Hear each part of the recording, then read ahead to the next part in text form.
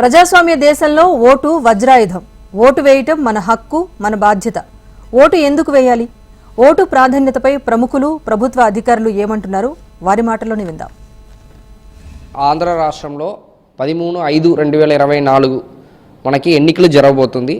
Both parliament election as well as assembly elections రెండు కూడా ఒకే టైంలో జరుగుతుంది.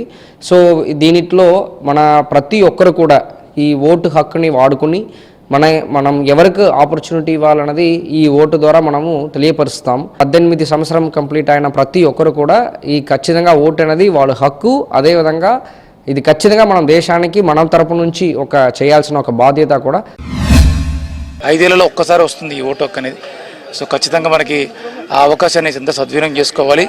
అర్బన్ అభ్యర్థి లేదు విశాఖపట్నంలో, మనము ఇక్కడ మంచి చైతన్యం ఉంది అని ప్రూవ్ చేసుకునేలా అందరూ కూడా తరలి వచ్చి కనీసం 80% ఓటింగ్ హక్కును మనం నమోదు చేసే విధంగా అందరూ రావాల్సిందిగా ప్రార్థన చేయడం జరుగుతాం.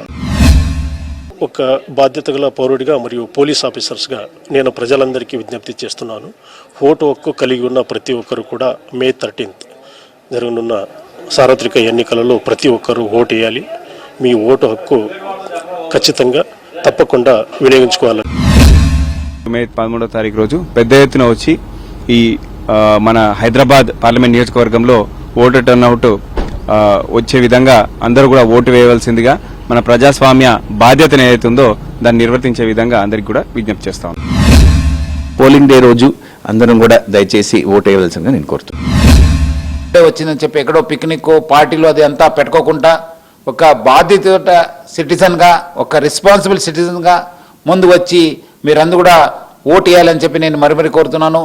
చాలామంది మళ్ళీ తర్వాత పోతాను, మధ్యాహ్నం పోతాను, సాయంత్రం పోతారు అనుకుంటారు, కానీ అది అంతా కాదు. మీ రోజు లేస్తేనే ఫస్ట్ చేయాల్సిన పని ఆ రోజు ఓటు వేయడము.